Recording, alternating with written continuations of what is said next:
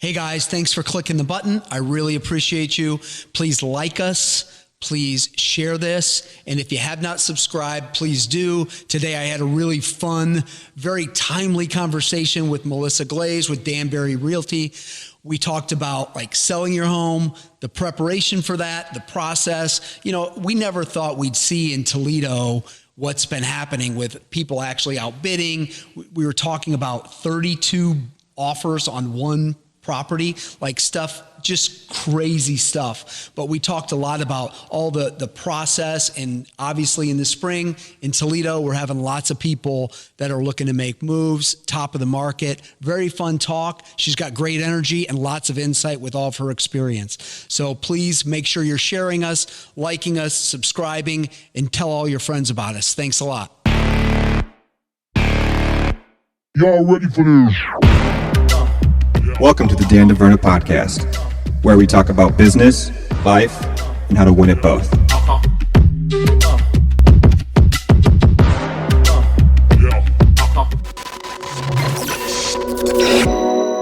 A busy day so far? It's been a good day. Yeah? Yeah, it's just been a little all over the place. Is everywhere. that every day now? Because of like how crazy the real estate market is? You have to be ready to go no matter what. Just because if there's a new listing that pops up and a buyer wants to get in it, yeah, you've got to react. So you've been doing real estate for how long then? 11 years. 11 years. Mm-hmm. And this, like we always talk, whenever we're talking about like politics or the economy, like we've never seen anything like this before. Like that's what we always say. Mm-hmm. Is that what you would say? Honestly, yeah. Yeah. I mean, it's interesting even talking to some even more seasoned agents, people that have been in the business over 30 years. Yeah. They're like, we haven't seen this kind of market. It's just a little wild. So I'm here with Melissa Glaze, and we're going to start off talking with real estate. I mean, I think that's probably what we talk about most of the time, but it is on the top of everybody's list. Like I was so excited to do this because literally it's coming up, you know, in our financial conversations with people, it's coming up literally every day. Mm-hmm. And people are talking about like, oh, I'm thinking about selling my house. And it's like, okay, well, what do you need to know if you're going to sell your house? Well, and then the other thing is it sounds great because you'll get this premium for your house, but you're going to go shopping for another house in which you're going to pay a premium for that. Mm-hmm. Yes. So anyways, like tell me how this is different in your mind. You know, it's a really intense market. So the marketplace has been just, you know, go, go, go. You've got a lot of emotions that you're dealing with. And on a seller side, it is the opportunity for them to get top dollar, right. You know, and get, just because there's just so much activity and demand, there's just so many buyers that are out there. And I don't want to say that, you know, for people to be frustrated at all, because people are finding their houses. Sure. It's just being reactionary. Yeah. But a lot of sellers are just, you just have to be able to communicate with them and educate them on the best steps for their purpose. Yeah. You know, and getting them to the end goal, because it's customized for everyone. Everyone's different. Either they have to sell and buy, or they just sell and they're going to go rent or move to Florida, or they have already a plan B, or, you know, where they're going to go. So that's some of the challenge. So, I mean, you just like unpacking what you just said is like huge. So thinking about like the idea, like, let's start off with the first scenario of like, I'm going to sell my house, which means I have to prepare to sell my house. So if we're talking about that, like, when do you enter the narrative or the story? I mean, you're there before they sell the house, right, obviously. So you're walking in for the first time to meet some new folks, or maybe there's somebody you've known. For what I'm looking for, I don't think that part really matters, but you're getting to know the people, but you're also getting to know the property a little bit. Right. So like, do you have no bounds on that? You're like walking through like, and you're like ruthless on some level, like clean your shit up. Like this is like a mess. What's that part look like? Well, you don't get too ruthless. Nice, right? Yeah, right. But you do have to be truthful. Yeah. You have to go, first things first is you walk into the home and you say, give me a tour. And I make a checklist and I will write down, here's, these are the things that we're going to talk about when we sit down and have a communication together. So you make that before you walk in, or you're making that as you're walking through? As we're walking through. Okay. So cool. It's kind of more or less they're giving me a tour and I'm noting if they need some paint or if some flooring would be great or if the carpet needs to be cleaned or, just some of those things. And, too much stuff on the countertops or too much personal and I just make a checklist for them and have a conversation with them after we've done the walkthrough to talk about, the next steps and where their plan is. Because you always want to know someone's timeline as well. Because if someone says, well, we don't want to move for another 6 months, is it the right time for them to go on the market? Yeah. Because sell your house in less than 6 months. Yeah. Like, what is your plan B? Like, if you put it on the market today and you sold in, a week, close in 30 days, where are you going to go? Yeah. Do you have a plan A and a plan B? That's a real talk, right? Yeah, because sometimes you have to have a plan B. If you can't find a house, what is that secondary plan? Yeah. Yeah. So this is unique in that. Like, what? Completely random. How fast are you seeing some houses go? Oh, within a 24 to 48 hour time period, I've seen some. You see a lot of activity. Excuse me. There's this. We have what is called a coming soon. So a lot of people are kind of talking about them a little bit ahead of time, and so people are knowing about it and able to schedule appointments on that first day that it goes active. So it gets a little tight in that timeline. Yeah. So is it completely random, but with COVID, is it changed the way you show a house? Oh gosh, yes. Oh yeah. You wear a mask. Some sellers, you're only allowed the 2 buyers, or the single buyer, not, you can't bring grandma, mom, dad, everyone to come to the house. You can't, no. So it's, requiring of masks, hand sanitizers. A lot of sellers will leave hand sanitizer out, sometimes booties, and that, they used to do before too, if they had new carpet or carpet's clean. But there's a lot of rules and regulations because you want to be precautionary for the buyers and for the sellers. Sure. Because they want to make sure that everything's sanitized. My hands are dry as can be from all the hand sanitizer I use on a regular basis. Right. But people are they're conscious of it. Everybody wants to make sure that they're doing what they're supposed to do, and they're real respectful of it. So you come back, we'll go step back to that checklist. So you build out this checklist and you're coming back and you're like, hey, these are the things we need to work on. And I'm sure that's received well sometimes, and then maybe sometimes not quite as well. Right. And then you have to have the talk about price, and everybody thinks their stuff is worth more than everybody else's stuff. Mm-hmm. So that's got to have some challenges to it, right? Oh, sure. I mean, guessing. Because especially when everyone's hearing that it's a seller's market, everybody's, oh, well, my house is. So, my job is to show you what is happening in your area and the comparables and basing a price on that. So it's just educating everyone and giving them the tools to make the right decision. Mm-hmm. And that's a hard truth conversation as well. Sometimes people think that their value is more than what they, want. Yeah. And it's a little bit of a stretch sometimes. Well, I think that would be tough. I mean, because you have these people that want this elevated dollar amount, and you're not in the business. You're not a business person to waste your time. Mm-hmm. So somebody saying, hey, I'm going to list it for this much more and just see how it goes. Like, that's not really an ideal client, right? Well, I think that there's times that you just, you want to I think it's just educating them more. I think that a lot of sellers do get it after you explain to them, we want to keep you priced within the market. We don't want to have you above the market or below the market. We want to have you in the market to where people are going to want to come in and look at your home and to make an offer. So you don't want to get yourself overpriced. And I think that's all about having the right conversations and doing the right education ahead of time. And most sellers are pretty, strong on that.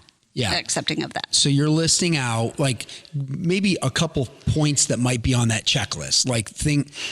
You mentioned a couple like the clutter and some of the, maybe some paints. Like, do you do a lot? I mean, when we watch TV and we see these people that are, doing all these things to these houses, like they're staging them. Is that a thing in Toledo? Because there's a couple things that I don't think of when I think of Toledo. Right. Not that there's anything wrong with Toledo. Obviously, I am definitely a Toledo person, but I don't think of people paying more than what the list price is, which I know is happening some. Right. And I don't think of like staging as being part of that equation, but are those things actually part of what people are doing on a consistent basis for houses? Well, I go in, I'm not a professional stager, but I will, being in the business for so long, I have a good eye for what I always look at a home and I always talk to a seller and say, picture yourself as a buyer.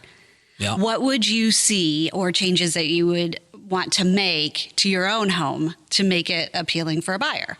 So that's interesting. Yeah. So I'll do that, but then, and make some suggestions. But if someone really needs some staging, there are some great professional stagers in town that will do a consultation, that will come in and completely stage your home. I mean, there are a few of them out there. Yeah. That's awesome. Yeah. We have a partnership with a couple different ones. Like as in my package, I have, stagers, we have professional services that can help get the homes ready by doing some work and that kind of stuff. Just, fixing, painting, just doing some maintenance stuff for it to show better and stuff. Sure. That's great. Yeah. So, and you want to put your best foot forward. Like you want it to be 100%. When it hits the market, you want it to be talked about. And you want people to have a good experience. Correct. Because it's a small, like the top realtors, which you are part of that class, like there's not that many. And you guys talk. So you know what's a good one and what's not a good one pretty quick, I suppose. Right. And it's really important also, professional photography to show the house in its best light. I'm a big advocate for that because, iPhones are great. They have great tools to them, but sometimes just the pictures don't show the house in the best light because you can't get the right angle or that kind of thing. Best light. Right. Exactly. Yeah, for sure. So there's, professional photographers out there to do all that and that kind of thing. So a lot of us, utilize that as well. Yeah. So we're getting ready to sell our house. You're going to walk us through all the things that need done to it. And then, we would expect, if the coming soon is setting up and it's in a house in one of these hustling, bustling, quick moving neighborhoods, you have to be ready for your house to have a slew of people walk through on the front end of that, right? Right. Oh, yeah.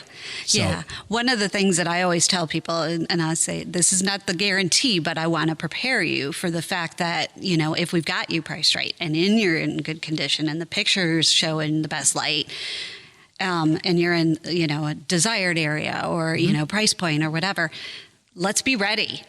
Be prepared to be out of your house for 24 hours or for a full day, have the dog, the cats, the animals all put away, all the, and just leave the lights on and just let's go. Let it go. Yeah.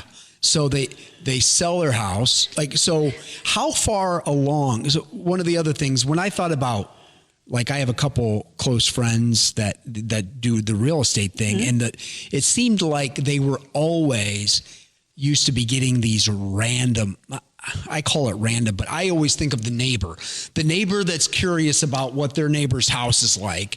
And so it seems like, and I don't know if this was COVID or pre-COVID, that filter of being pre-qualified for things is now in existence. Oh. Do you ever show houses without somebody being pre-qualified anymore? No. Like that's got to be like the biggest high five moment of your existence in this career, because that had to happen in the last 11 years, right? Yeah. Oh, yeah. It's something that, I mean, if you're a buyer and you want to go look at a house, the first thing you want to do is have that pre-approval, because if you decide that you want to write an offer and you don't have that, you have no skin in the game. Yeah. So I always do a buyer consultation, and I sit down with buyers and I say, well, your first job is to get that pre-approval. Because number one, you want to know your buying power, but you also want to know, what your budget is. Yeah. I mean, people might say, well, I'm pre-approved for this number, but I really want my payment to be around here. Well, that's, getting that pre-approval is going to show you what that looks like. So if somebody doesn't have a relationship with a bank, I'm assuming you have that too. Like Yeah. you should say, hey, a bank or a credit union or an independent broker that can put together a mortgage for these people and get them pre-approved. Because a lot of people, if they've never bought a house before, or if they bought a house a long time ago, you didn't have those things, we'll call them hurdles, but like, what does that look like? Like, what does somebody that's not familiar with what that even means, what's that mean? Well, I mean, when you're sitting down and you're talking to them, you can say, do you work with a lender, first of all? Yeah. Do you have your own personal bank that you want to work with, or do you know someone? And if not, I can put them in contact with, a couple different lenders for them to, make a phone call to and work on the process. Because most of the lenders will sit down with you and go over, the process of the mortgage as well. Because there's a lot of steps to it. Lenders ask for a lot of things continuously. And I always tell my buyers that when we first sit down, I say, don't be discouraged when the lender asks you for the same copy of the same thing, a couple times, because they want everything up to date. It's just keeping everything current prior to the loan being approved. So it's really important that they work through that and understand it. And the lender is going to really guide them on what's best for them, because there's different loans, there's different down payment, there's different options out there for them. Yeah. And the interest rates still are in a good position. Right. I mean, I looked today and somewhere between 3.2 to 3.5 for, a 30-year fixed mortgage, or, is what I saw this morning. So, so it's a great time.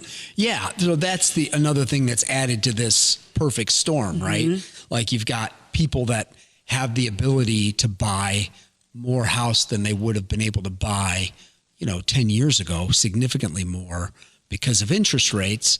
And then you have all these people. So I have an appraiser that's a pretty close friend of mine, and he's saying like it's kind of a weird thing that's going on, because sometimes you'll get these bidding wars and then they go up above, and then like the market for the appraiser has not yet adjusted to the new, we'll call it the new normal, or the normal that's going to be, or, Right. So how does that jockeying around work? That sounds really complicated. Sometimes it can be complicated, because you're dealing with, the appraiser is the one that sets the value, you know? So right. sometimes, but when you have these situations, you have 15 people, 20 people, 30 people writing offers on the same property, that becomes a challenge for us too. Could you say that again? Yeah. Someone told me the other day that they had like 32 offers on one property. Now, that's not saying that's happening everywhere, but for it to happen once is Yeah. that's astounding. Yeah. So, that's a lot to juggle. Unreal. That's unreal. In Toledo, Ohio? Yeah. That's crazy. Yeah. So it can be a little bit of a challenge. So you have to educate sellers, and there's a lot of steps. It's not just the dollar amount too. So Right. Yeah. Well, you've got one person that there's different versions of getting financed too. Well, first there's cash. Right. So easy. Right.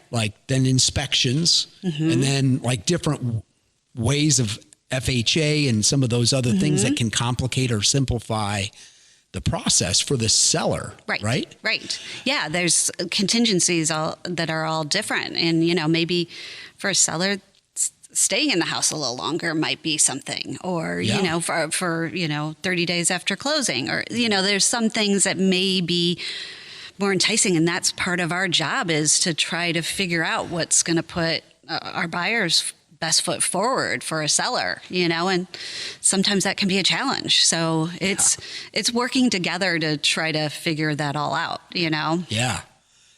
That's fun. I mean, it's chaos, but it's kind of fun chaos. Right. If you're built for that, like, that's a pretty neat little thing. So person gets multiple offers, which I'm assuming you're getting some houses that have multiple. Like, are you like the point person sorting those offers for the buy or for the seller and saying, hey, this is like, there's 8, I don't know, let's say 8 offers. Yeah.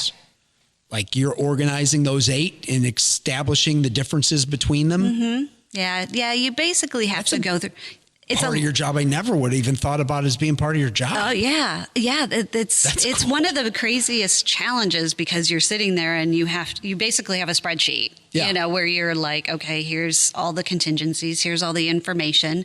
And you go over everything with the seller and explain everything to them. And then they figure out which one's best for them. I can give them the information, but they have to decide on, what is best. Wow. Yeah. So it's an organizational thing and keeping everything in line for them.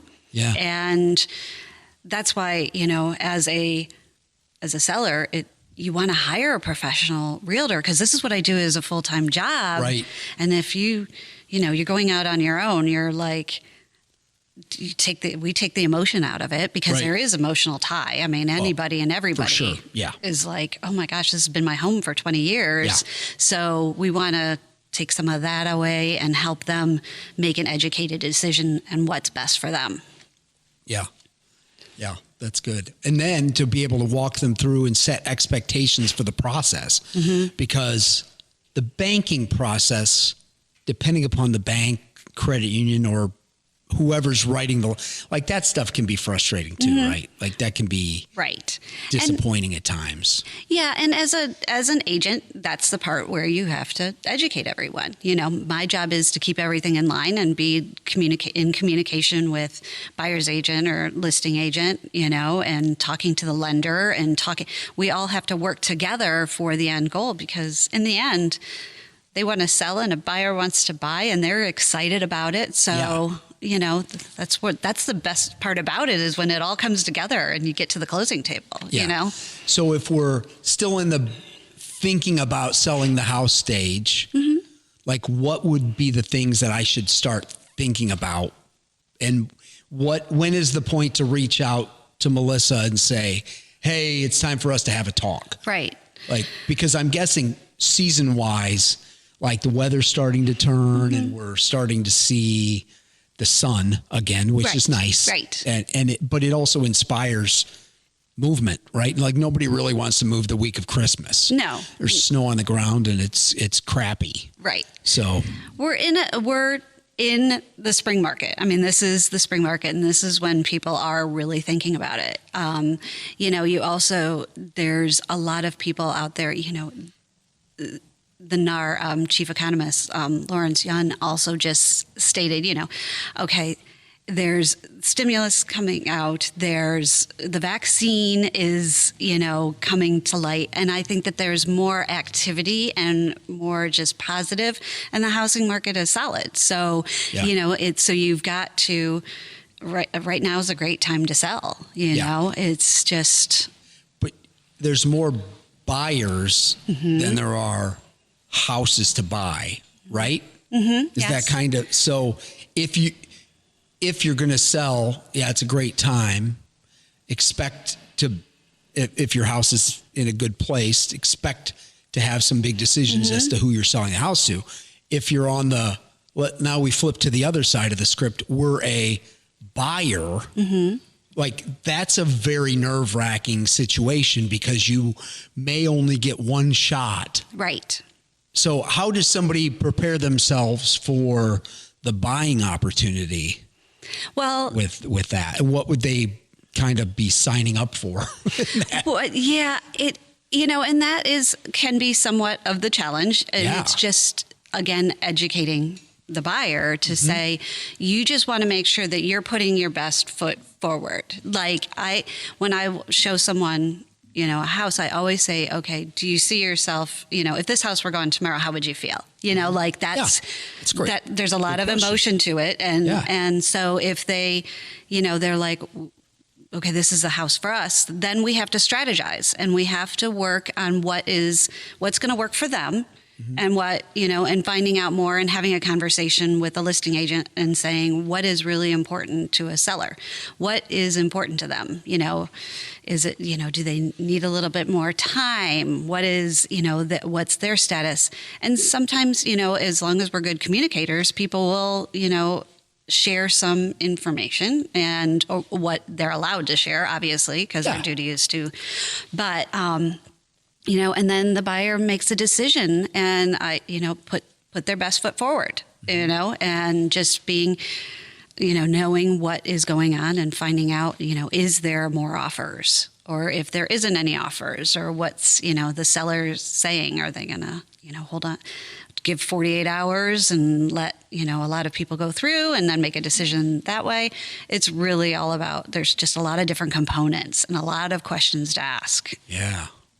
Yeah. But you're kind of there holding hands with them on that side too. Yes. So because that would be equally stressful. So it is up to your experience and instinct as to like, I never would have thought I'd be saying this because I'm like a guy that would watch that $1 million listing. So we're out in California and they're like, so we're going to price Everybody does. We're going to price it here. And the reason we're pricing it here is to bring the activity level up. And so we're going to price it at, 1.6 million because we're talking California. Right, so right. 1.6 million. And with the expectation, we're going to sell this place for 1.8. Right. Like, and that happens a lot. Is that happening in Toledo with the move the comma, like different numbers? Right. But is that happening in Toledo where you're getting people because I've heard of a couple like that where it's actually like kind of a bidding war, and how does that work? You can, the situation now, again, depending on the wares and, the house itself, there are people that, you're seeing multiple offer situations and you are going above, you're going above the list price because it's all about seeing what the value of it is. And it's kind of what is the value to that buyer, right? And when you're seeing there's 10 other offers, you just want to put your best foot. Yeah. Well, and that at current interest rates and money's cheap, which I don't know. I mean, that it is, to think, well, what in the grand scheme, what's an extra $11,000 over the course of the next 30 years? And what does that add to your payment? What is that? How meaningful is that? If you're worried about the payment being the issue, right? So to see your family in that house, right, is the big win, right? Right. Well, yeah, and it's homeownership. I mean, and you're getting more house now than you could be for even with paying rent sometimes. So yeah. And it's yours. You're building equity. So, homeownership, everybody wants to be a homeowner, and so it's a lot of, first-time home buyers, so you're getting a lot of people out there that are like, okay, we want to buy, we're ready to go. So, yeah. It's interesting for sure that, like, I just think of where we're at in the market overall and how much people are talking about it is just amazing to me. Right. Being in the financial stuff for over 20 years, I've just not seen, like, I thought things were pretty hot before, and now it's like, wait a second, like that wasn't hot. Right. Like now we're seeing like really, really hot. And I think that's interesting. So how do you, if we pivot now to the business side, so you've got like, more than one iron in the fire. You've got people reaching out to you, I'm sure, constantly for viewing houses and you showing houses, and you're trying to maintain a personal life on some level. Right. And, all of the responsibilities to be a successful human, like bringing all those things together. Like, do you have a philosophy on that, or how do you manage? Do you like build certain work hours, or are you on call 24/7? Like, it doesn't matter when, because the one thing I always thought sounded terrible about being a real estate person is all the times that I want to be goofing off. Seems like when people want you to be showing them houses, you know what I mean? Like, hey, it's Saturday and Saturday at 2 PM and I want to be at the beach. Right. And somebody's like got you driving to Old Orchard to show a house. Right. So how do you find that balance with that?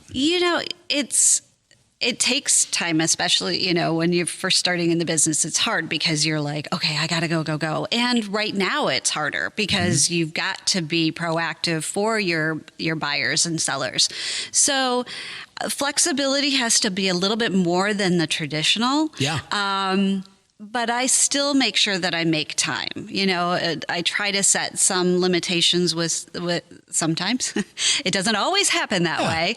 But even when I'm consulting with people, I usually say, well, I try to have some flexibility at least one day a weekend, just so that, my husband and I can go do something, or limit the timeline to things. Sure. But right now I think you have to be a little bit more flexible to be in this business. And you're a business owner, you're an independent contractor. So your job, and this is what your job is. So you want to make sure that you're working for your clients. And usually, though, the beginning consultation is kind of setting those rules up, boundaries and expectations. Yeah, and letting people know, because I have had the person that has maybe text me at 4 o'clock in the morning, not thinking that it's 4 o'clock in the morning, but that's their work schedule. Right. And it's, obviously I'm not going to answer them right away. I'm not going to grab my phone, but it does happen. And, we work through it. Yeah, it's a lot of different days. We'll put it that way. You just have different hours. Some days I'll be showing houses this evening and working probably till 9, 10 o'clock at night sometimes. And then there's other times that I'll be free at 5, So would you say this, like in a market like we're having, was there a real slow time in the last, like even with COVID in the last 12 months, has there been a slow time, or is it just kind of, because the weather, we only had a couple weeks, maybe a month of snow, right? But other than that, the weather has been fairly reasonable. Has it just kind of just pushed through and now it's ramping up even more? Like, was there ever a lull? No. I mean, last year it was through COVID. I mean, March, on through, we were all really busy. It was still, people were still getting out there. People still wanted to buy houses. I mean, it was just following some other rules, but you had the great interest rates, and those are continuing on. So I think that just kept people motivated, and this was their end goal, was to find a home. So yeah, people were still going. There were some that, maybe people are looking, and I did a few FaceTime tours with people, and I was the one just walking through the house and with my phone. How did that go? It's interesting. It's challenging, but you have to educate people and knowing that you're going through as a FaceTime tour. So yeah, you just learn to adapt to what's going on. Right. Yeah. So how do you get pivoting again? Sure. You've got this kind of volume. How are you able to pay attention to a very broad job, like buyers, sellers, new houses going on the market, houses that were on the market that aren't on the market? Like, how do you have a process for all that? Like that seems heavy. Well, it can be, but as long as you have a system in place that works best for you. I mean, everybody's kind of a little bit different. I have my spreadsheets and my calendars and everything of what is actually going on with each and every client, knowing when their inspections are and knowing when appraisals are and what the timelines are. So as long as you keep good records on what is the process, that is helpful, and there's, you have to have really good organizational skills and, you have to be on top of things. So I'm really good at follow through and communication. So I'm the person that's always, maybe sometimes I might over communicate, it's always like, hey, what's going on? But that's not terrible. Exactly. That's not. If that's the worst thing you're doing. Right. Exactly. You're not getting fired for that. Exactly. Right, for sure. But yeah, so it's just keeping all that in line. And I have support staff. I have, listing administrators, closing administrators. I have a great management team that helps us, if there's situational kind of things. So and as agents, we all really work together. Yeah. We've got a good core group of people, that you talk to and bounce things off of and, that kind of stuff. So, yeah, we've got a lot, and we can help each other out when we need to. That's great. Yeah. Yeah. So I'm trying to think like that. The job is just a lot bigger than I ever thought of it. In a market like this, it really exaggerates how big the job is. Mm-hmm. Like it magnifies all of the little things that, like when I bought my house in Oregon, I don't know, 20 some years ago, it was so simple, like so straightforward, and the pace was so slow. It wasn't a big deal. So I'm thinking of like somebody ramping that up and having all this additional intensity and what that must mean as like your job. And I think it's, it's just suddenly it's not just an emotional thing, but you've got the emotion of a home purchase, which is one of the more emotional things that people do. Right. The biggest purchase most people make in their life. Right. And they might maybe they buy 2 or 3 houses in their life, maybe one, but it's a giant decision, and you're walking people through that. And then also all those other moving parts of interest rates and volume and the potential timing of selling a house and buying a house. Mm-hmm. Yeah. Like it seems pretty crazy. It is. There's, the negotiating side of it. There's, keeping everything in line and keeping the emotions. And there's a lot of steps and a lot of process that goes through that. I think that's the part where for us, some buyers and sellers don't even realize that all that's going on, because that's my job, is to make it as simple and easy for them, and for me to keep everything in line and just get them into their new home or, sell their house. Well, I think that like it always sounds great. Like we have businesses that both, well, I guess really all businesses, people get paid to do certain things, right? And I think it's very interesting. If I mowed your lawn or you mowed mine, we'd know at the end, like there's a transaction that's going to happen. And then you have these things that come out and they're like, oh, sell your own home. And they make it seem so simple. We know it's not simple. Right. Like it's really complicated, and there's a lot of opportunities. And I've had clients that have done that and have screwed up massively and have told me like, I would never do that again.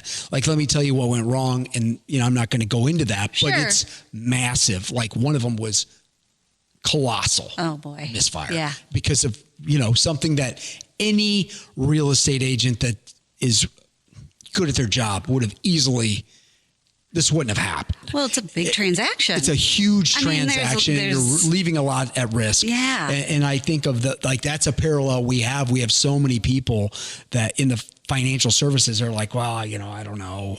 Like, what do I even need you for? I'm like, maybe you don't. Like, maybe you don't need me. Like, not everybody needs me. I get it. Right.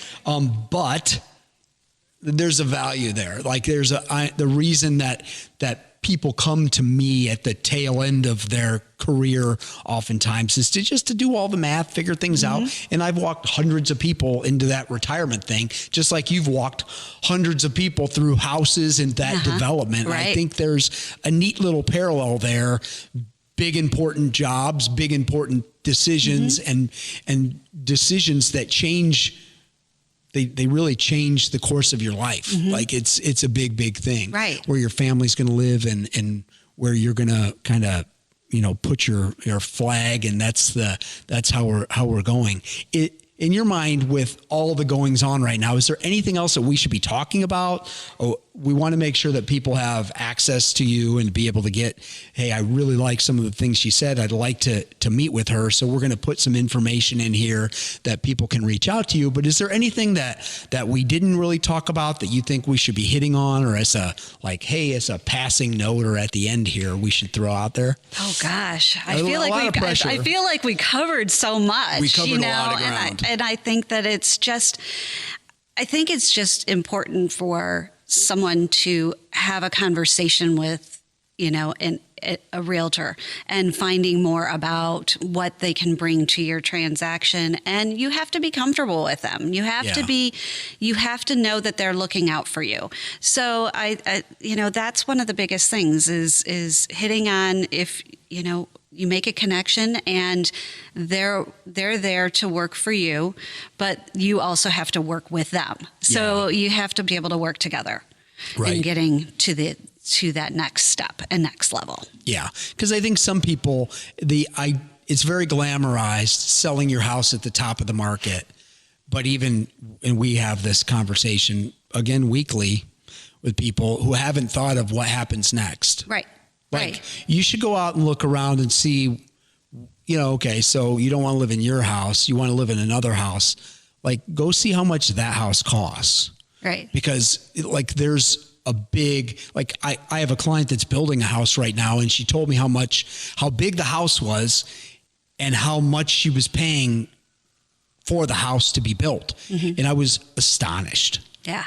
I was shocked. And it's going to be a pretty awesome house, but real expensive. Yeah. Stuff just costs a lot right now. Oh, building right now because things are just a little bit pricier. Yeah. Lumber and everything. It's just, but then people can build their dream home. Right. So there's a lot of different ways and different, if someone decided that they wanted to build, there's plenty of great builders out there in town, and so awesome. Yeah. Good. Well, I appreciate your time. I know how busy you are. You got to go hustle and go sell some more houses today. So thanks for taking the time. Really good talk. I appreciate you. Yeah. Thank you so much. I really appreciate this opportunity. Yeah. So thank you. It's fun. Right? Yeah. Yeah. Right on. So we'll talk soon. All right. Thanks.